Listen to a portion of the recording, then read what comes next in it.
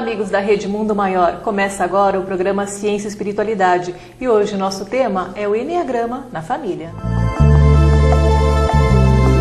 Olá, essa é a sua TV Mundo Maior e esse é o programa Ciência e Espiritualidade. Aqui a gente sempre está tentando fazer uma conexão entre o que a ciência já nos provou, que é verdade, sobre os focos de atenção, as linhas de pesquisa que atualmente estão sendo utilizadas pela ciência e a revelação espírita. Especialmente os escritos de Chico Xavier, que trouxe os pensamentos de André Luiz e Emmanuel e que apontaram de uma maneira bastante consistente alguns aspectos da ciência, principalmente na ciência médica, que é a nossa área, e que hoje vão sendo aos poucos comprovadas. É muito comum a gente perceber na história da evolução do conhecimento humano que algumas ideias, alguns pensamentos antigos e que por algum motivo foram abandonados, depois de um certo tempo são retomados. Isso, na minha forma de ver, não é uma volta ao passado. É como se nós estivéssemos subindo uma escada caracol. Em algum momento a gente parece que está no mesmo ponto do momento anterior, mas na verdade a gente está um andar acima. Então, revisitar algumas culturas, alguns sistemas de conhecimento antigo, muitas vezes é uma ótima ideia, porque com a luz dos novos conhecimentos, com uma maneira mais madura, mais racional de abordar certos assuntos, a gente consegue resgatar uma sabedoria que vem sendo trazida até de uma maneira intrínseca, de uma maneira subconsciente pela humanidade, e que em determinados momentos essa cultura, esse conhecimento eclode e se encaixa perfeitamente nos nossos padrões atuais, na nossa forma de ver a saúde, o ser humano e a evolução da cultura. O Enneagrama, na minha opinião, é um exemplo disso. É um conhecimento muito antigo, que já foi revisitado pelos gregos e que agora na cultura ocidental, a partir do século XIX, é reabordado e que ele traz, apesar do seu aspecto inicial místico, ele traz, na verdade, um conhecimento. Ele traz uma capacidade de classificação dos tipos humanos, não no sentido de criar um gabarito para encaixar todo mundo, mas no sentido de conseguir entender de uma maneira didática a maneira como nós funcionamos e desdobrando isso para a nossa vida diária. Dr. Leandro Romani está aqui hoje para falar para a gente um pouquinho mais sobre o Enneagrama. Para falar sobre o tema de hoje, que é o Enneagrama, estou com o Dr. Leandro Romani. Ele é médico especializado em medicina comportamental e também é membro da Associação Médico Espírita de São Paulo. Bom, Leandro, muito obrigada por estar aqui no Ciência e Espiritualidade. E vamos então esclarecer para o público de casa, né, o que é o Enneagrama? Obrigado pelo convite, Giovana. O Enneagrama ele é uma ferramenta de autoconhecimento e de crescimento pessoal e espiritual. Esse símbolo, né, que o Enneagrama ele é um símbolo, ele é descrito há mais de 2.500 anos, principalmente na população que vivia lá na região da Mesopotâmia, o povo sufi principalmente, né, e os padres do deserto. Eles utilizavam esse símbolo para entender os fenômenos da natureza.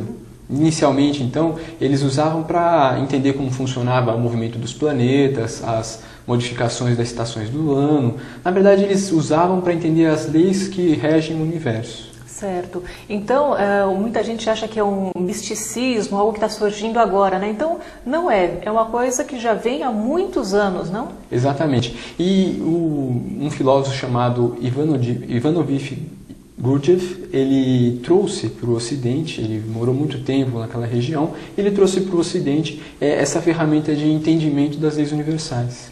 Posteriormente, já na década de 50, então, o Oscar Ichaço, ele começou a perceber que essas regrinhas para a gente entender as leis naturais, elas podiam ser aplicadas também para a gente entender como funcionam os diferentes comportamentos do ser humano. E aí, mais recentemente, já na década de 70, um psiquiatra chamado Cláudio Naranjo, ele realizou diversos estudos científicos comprovando que realmente você consegue trazer uma grande precisão no entendimento do comportamento humano, baseado principalmente em 9 principais características ou estilos de personalidade. 9 formas diferentes de se ver o mundo. Certo. Então, a gente pode dizer que o indivíduo tem essas 9 características Ou como que funciona? Uma é mais preponderante do que a outra? Como que funciona esse eneagrama, né, para o entendimento da personalidade, né, do indivíduo? Todos nós temos esses 9 estilos diferentes de se ver o mundo. Porém, um deles ele é muito mais instintivo para nós. É como se fosse uma forma preferencial da gente enxergar a realidade. E o que é legal é que quando a gente identifica qual é esse nosso instinto de se ver a realidade, a gente começa a perceber alguns padrões de comportamentos que podem em alguns momentos atrapalhar e em alguns momentos ajudar a gente. Certo. Então, esses padrões, a pessoa não tem um padrão específico, né? Esses padrões, eles interagem dependendo do momento da pessoa, dependendo talvez do grau de estresse ou de quando a pessoa está calma. É bem colocado. Na verdade, não é fechar toda a diversidade humana em apenas 9 estilos, né? Esses 9 estilos, eles podem se multiplicar até 216 variações diferentes de comportamento. E o ser humano é muito mais ainda do que apenas essas 216. Todos nós temos esses 9 principais estilos de personalidade, mas tem um deles que é um padrão que quando eu estou no piloto automático, eu costumo agir dessa forma, né? Então, esses 9 estilos principais seriam o mediador, uma pessoa que ela tem uma visão mais de evitar conflito e buscar sempre harmonizar as pessoas. Um segundo padrão que são pessoas que têm uma necessidade de um certo perfeccionismo, né? De trazer esse perfeccionismo para a realidade. Um terceiro estilo onde as pessoas começam a acreditar que eu sou aquilo que eu faço, então eu tenho que sempre ter grandes desempenhos. Né? Um outro estilo ainda que eu começo a acreditar que eu tenho que atender às necessidades das pessoas, só que eu deixo de reconhecer as minhas próprias necessidades. Tem variações que conseguem preencher todas as variações do que o ser humano faz. E quando eu estou de uma forma mais sob pressão, né, ou sendo tensionado, eu costumo agir dentro de um padrão específico. E quando eu começo a ter esse autoconhecimento, essa autopercepção, eu começo a entender que, opa, se eu estou dentro desse padrão é porque alguma coisa não está legal. Eu posso parar, observar e escolher como eu quero agir. Certo. Então, tudo isso já tem estudos científicos. Exatamente. Né? Nas universidades, tanto americanas quanto europeias, se estuda muito o eneagrama. E no Brasil, até em alguns MBAs, como na Faculdade Getúlio Vargas e na própria USP aqui em São Paulo, estão se utilizando o eneagrama para entender o comportamento humano, principalmente na parte de gestão de pessoas. Então, se eu tenho uma empresa, eu posso identificar qual que é o padrão de funcionamento para um determinado cargo, de acordo com o estilo de personalidade do meu funcionário ou colaborador. Certo, e isso aí facilitaria então todo o trabalho de um time, né? Exatamente, até no sentido de compreender melhor. Às vezes as desavenças no trabalho acontecem porque eu não consigo entender e respeitar as diferenças. Então ele é uma ferramenta que permite a nós entendermos todas essas diferenças, inclusive entender o porquê que aquela pessoa me incomoda tanto. Na verdade, talvez o foco não seja tanto lá fora, mas o que acontece dentro de mim mesmo que faz com que aquilo me incomode. Né? É interessante. E então, muitas empresas brasileiras já estão utilizando isso no processo de recrutamento ou seria num processo, como eu posso dizer, no processo não da pré-seleção, de treinamento constante. É utilizado nas duas partes, né? Tanto na parte de seleção, mas principalmente, e esse é o grande mérito do eneagrama, não é no sentido de excluir pessoas, né? Mas integrar as pessoas. Então, no processo seletivo, apenas para eu entender quais são os padrões daquela pessoa e utilizar o máximo que ela pode contribuir para a empresa. Né? E na família, né, fazendo essa migração, acaba indo nesse mesmo sentido. Né? Se eu sei que eu tenho determinados padrões e a minha esposa tem um outro estilo de ver o mundo, se eu entender essas diferenças, a gente pode facilitar o nosso relacionamento. Certo. Então, para a gente falar um pouquinho mais desse aspecto do eneagrama na família, a gente vai deixar para o nosso próximo bloco. Voltamos já já.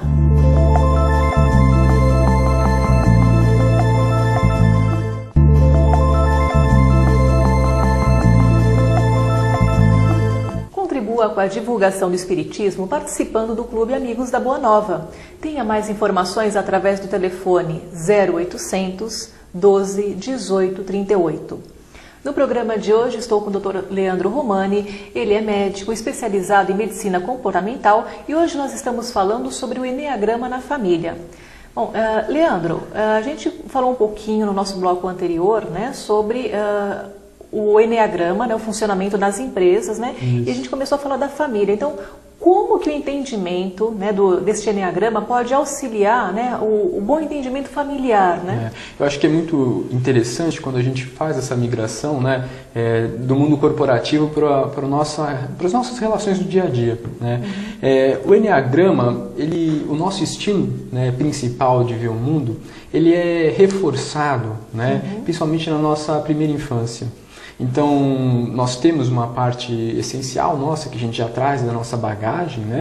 E essa parte, né, essas nossas tendências, elas podem ser reforçadas ou podem ser colocadas, né, de escanteio. E mediante uma ou outra questão que aconteça, a gente pode desenvolver mais facilmente um determinado estilo de personalidade. Em desenvolvendo esse estilo de personalidade, então, cabe aos pais poder observar como essa criança está se desenvolvendo, né? Porque, de repente, o meu estilo de personalidade, ele gosta de algo mais de ação, gosta de se colocar de uma forma mais impositiva, e, de repente, aquela criança tem um perfil totalmente diferente. Então, de repente, esse padrão é bom para mim, mas talvez não é o melhor para o meu filho. Então, em entender a particularidade dessa criança, vai possibilitar que nós possamos desenvolver o máximo das potencialidades que ela já possui. Certo. Bom, quando a gente fala de criança, né, a partir de quantos anos a gente já pode trabalhar esse entendimento do Enneagrama, né, para compreender o comportamento dos filhos? Olha, é difícil a gente dar uma idade específica, mas a partir dos 4 ou 5 anos de idade, a gente já começa a perceber algumas tendências da criança. Tem crianças que preferem mais um certo isolamento, outras crianças gostam mais de atividades mais intensas, né? E a gente começa a perceber como isso vai se construindo. Seria mais na idade escolar, então, que é onde começam os processos de socialização da criança, né? Inclusive, um dos projetos que nós estamos desenvolvendo é justamente de levar esse conhecimento do Enneagrama para as escolas, para que nas escolas os professores possam entender essa diferença de comportamento das crianças, né? Que é grande, por é fantástico. Numa classe de 30 alunos, cada um ali vai ter uma forma diferente de ver o mundo. Se eu, professor, tiver uma visão única de tratar todos, talvez eu não esteja respeitando essas particularidades e poder tirar o máximo daquela criança, ou usar uma estratégia que possa facilitar o aprendizado dela. Então, o Enneagrama ele pode ser utilizado para entender o comportamento, facilidade, né, para possibilitar uma facilidade de aprendizado e onde mais? Olha, o Enneagrama, como eu falei, ele pode ser uma ferramenta para o meu autoconhecimento, né? E em eu me conhecendo, né, que ele conhece-te a ti mesmo, né? Acho que é a grande frase ou desafio para a nossa existência. Em conhecendo-nos a nós mesmos, a gente começa a perceber se algumas escolhas que a gente faz realmente são as melhores escolhas ou não, né? Será que eu estou refém ainda de um padrão, né? Ou eu estou fazendo uma escolha livre, e que vai realmente me aproximar do meu crescimento espiritual? Sim. Essa é uma primeira parte. A segunda parte é em eu conhecer e tolerar e respeitar as diferenças dos outros, né? E uma terceira parte seria para trazer esse crescimento espiritual, né? Como é essa questão do crescimento espiritual? Nós acreditamos, né, dentro dessa ferramenta do Enneagrama, que nós temos um centro de inteligência mental, um centro de inteligência emocional e um centro de inteligência mais instintivo ou corporal. Cada um de nós utiliza preferencialmente um desses estilos, ou um desses canais de percepção da realidade preferencialmente. Então, se eu utilizo mais o meu centro de inteligência mental, talvez eu estou deixando de utilizar essas outras ferramentas de crescimento. Ou se eu utilizo mais para perceber a realidade pelo meu centro emocional, talvez valha a pena eu utilizar essas outras abordagens para se perceber a realidade. Certo. Você mencionou uma coisa muito interessante, que é o autoconhecimento, né? E também entender o próximo, né? Quando a gente coloca a realidade espiritual, né, onde cada um tem uma grande bagagem já pretérita, né, que pode se manifestar mais ou menos, né, nessa vida atual, como que o Enneagrama pode ajudar as pessoas nesse entendimento? Isso é muito importante, porque quando eu trabalho, quando eu utilizo o Enneagrama agora de forma clínica, né, ou terapêutica, né, ele não é terapia, mas é um recurso que você pode usar durante um processo de crescimento ou desenvolvimento pessoal. É muito claro e cada vez mais, principalmente quando a gente utiliza algumas técnicas de vivências passadas, por exemplo, que este padrão que está se manifestando agora, na verdade, ele já é uma consequência de uma série de outras experiências que a gente já traz nessa bagagem, né? Então, o que eu vou vivenciar na minha infância aqui, ele pode não reforçar uma série de experiências que eu já tive em outras existências. Então, considerando essa visão mais amplificada da realidade, para eu trazer um crescimento espiritual, está justamente ligado em eu romper com um padrão que eu já venho repetindo há existências. E me permitir, então, agora desenvolver outras habilidades, sejam qualidades da emoção, qualidades do pensamento ou qualidades dessa sabedoria corporal que a gente possui. Certo, né? Como você mencionou, romper alguns padrões, né?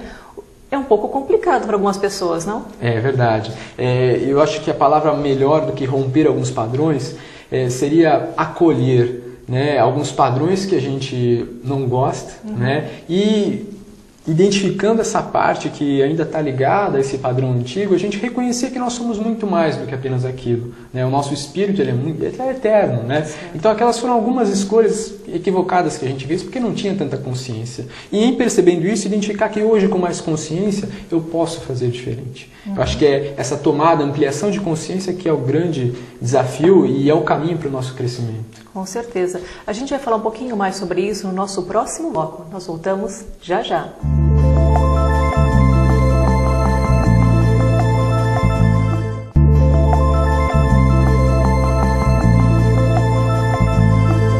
No programa de hoje estamos abordando o Enneagrama na família e para isso estou com o Dr. Leandro Romani, que é médico especializado em medicina comportamental. Bom, Leandro, então o entendimento do Enneagrama, ele pode então ativar algumas potencialidades que nós temos? Porque eu deixo de me enxergar e apenas como isso que eu estou vendo, né? Ou seja, a minha encarnação propriamente dita, né? E eu começo a reconhecer que eu sou muito mais do que apenas isso. Para ser mais claro, eu gosto de usar um exemplo que é como se eu tivesse uma montanha e essa montanha ela tem um reflexo, né, que eu identifico num lago, né? O nosso grande equívoco é acreditar que eu sou apenas esse reflexo no lago. E essa é a estrutura da nossa personalidade, nessa nossa encarnação. Mas na verdade nós somos a montanha, com toda essa potencialidade, com essa força, com essa eternidade que existe. Então o Enneagrama ele possibilita a resgatarmos algumas qualidades do nosso espírito e não ficarmos fixados apenas na parte da nossa personalidade, da nossa encarnação. Como eu disse, nós temos esse centro de inteligência mental, emocional e instintivo. Então, no nosso espírito, ou na nossa essência, nesse estado de consciência ampliada, eu tenho uma ideia superior, que a gente chama, que é essa percepção da realidade, mas pelo centro cognitivo, né, mental, essa parte do centro emocional, que nós chamamos de uma virtude, e essa parte do instinto mais puro. Quando nós nos distanciamos das potencialidades do nosso espírito, da nossa essência, aí nós desenvolvemos nesse centro mental de perceber a realidade, o que a gente chama de uma fixação. Ou seja, uma forma particular de eu pensar, um padrão de pensamento. A mesma coisa acontece no centro emocional, onde a gente vive uma paixão, que é como se eu tivesse uma visão equivocada daquele meu centro emocional. Então é um vício emocional, uma forma particular de perceber a realidade pelo centro da emoção. E no centro instintivo a mesma coisa. Então o grande desafio é eu entender que isso é apenas uma manifestação da minha personalidade agora, mas que eu posso e devo acessar todas essas qualidades que eu tenho no meu espírito. Isso de uma certa forma iria afastar aqueles mecanismos de defesa que a gente tem para não se expor, né? Porque quando eu começo a acreditar que eu sou apenas isso, eu acabo me limitando, né? E tem N passagens, tanto que Jesus nos deixou, quanto depois na própria psicografia de Chico Xavier, tão vasta, né? André Luiz e tantos outros espíritos nos colocam sobre resgatarmos toda a potencialidade que o nosso espírito tem, né? E usarmos toda essa potencialidade, né? Quando Jesus disse, vós sois deuses, né? Ele não falou ao acaso, né? A gente usa uma porcentagem mínima do que o nosso espírito pode nos proporcionar. De uma certa forma, a gente pode dizer que esse Enneagrama, esse entendimento, ele facilita a reforma íntima? Eu acredito que sim, porque às vezes a gente não, e na grande maioria das vezes, a gente não tem consciência dos padrões que a gente já utiliza, né? Tem padrões que são muito inconscientes. Então ele ajuda como se fosse um mapa para eu enxergar mais claramente o que acontece dentro de mim. E dessa forma eu posso escolher agir de forma diferente. Pensando até nesse sentido dos padrões de comportamento, a gente sabe que inclusive os processos obsessivos, eles acontecem por sintonia, né? Então, eu coloquei o meu radinho numa frequência específica, eu vou estar nessa sintonia, né? Então, se eu entender alguns padrões de comportamento, eu vou entender em que momentos que eu estou mudando essa minha faixa vibratória. Sim. E aí eu posso, então, colocar numa faixa vibratória mais interessante. Bom, o interessante é que você utiliza isso também na sua prática clínica, né? Medicina comportamental, acho que abre, né, um espaço bom para a pessoa entender, né, a sua forma, o seu comportamento, Exato. A sua forma de relacionar com os a medicina outros. Comportamental, né, o que antigamente as pessoas chamavam de medicina psicossomática, né? E cada vez mais a gente vai adicionando ferramentas para entender o ser humano e, na verdade, auxiliá-lo a usar o máximo das suas potencialidades. Então, certo. Seja no processo de mudança de um comportamento, seja na forma de trazer mais vida e mais qualidade de vida às pessoas. Certo. Bom, mais uma vez ressaltando, né, não é um puro misticismo, algo que as pessoas estão falando. Não, está nas universidades. Está nas universidades, tem pesquisas sendo feitas, né? Bom, você faz cursos também, ministra cursos sobre o Enneagrama? Eu utilizo cursos, né, para levar esse conhecimento às pessoas, tanto do Enneagrama na família, quanto o Enneagrama para profissionais da área da saúde, né? Então que possam ter recursos para facilitar o desenvolvimento das pessoas. Certo. Tem algum site, algum telefone onde as pessoas interessadas possam acessar mais informações sobre o Enneagrama? As pessoas podem ter mais acesso sobre essa ferramenta de crescimento do Enneagrama no site enneagramanafamilia.com.br. Então lá você vai poder ter todo esse papo que a gente teve de uma forma bem mais profunda e com muito mais informação. Com certeza, né? Então, enneagramanafamilia.com.br. Tá certo, então. Bom, Dr. Leandro, muito obrigada por estar aqui no Ciência e Espiritualidade, né? Sempre falando, né, sobre esses temas, né, que ajudam a compreensão, né, do ser humano. Bom, você que está em casa já sabe. Se você tem algum comentário, alguma sugestão, escreva para nós. O nosso e-mail é cienciaespiritualidade@redemundomaior.com.br. Décio, agora é com você. Obrigado, Giovana. Obrigado, Leandro.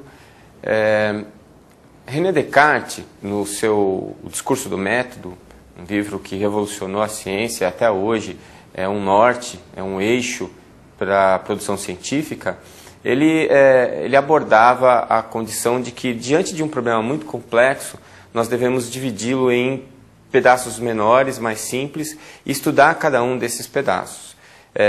Isso não exime a necessidade de que, depois que você entenda as partes isoladas, você coloque tudo junto. A gente sabe muito bem que, quando eu faço um estudo in vitro, ou seja, quando eu vou para o laboratório, isolo um fenômeno biológico, estudo aquele fenômeno biológico no laboratório, as informações que eu obtenho ali, elas não podem ser extrapoladas para a realidade, para o sistema.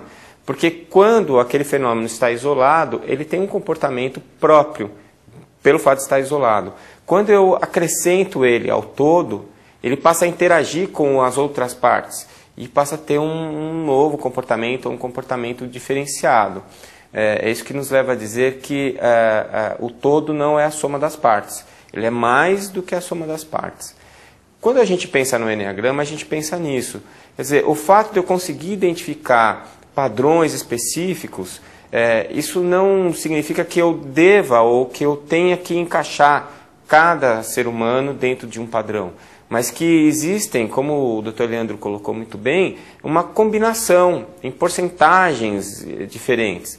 Então, qual seria a função de eu estabelecer esses critérios? Seria a função de eu conseguir entender melhor a composição ou as possibilidades de cada ser humano. Seria uma forma de eu conseguir, de uma maneira didática, simplificar alguma coisa muito complexa para eu começar esse entendimento.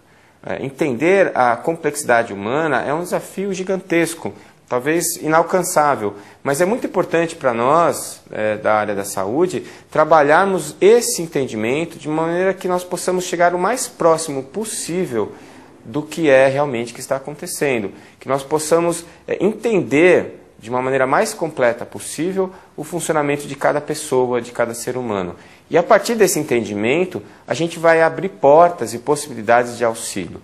É o que buscam aqueles que estão trabalhando o Enneagrama, resgatando essa sabedoria que vem do passado, que vem de civilizações tão antigas, mas que está mostrando ser muito útil e muito aplicável hoje, se for bem vista e bem interpretada.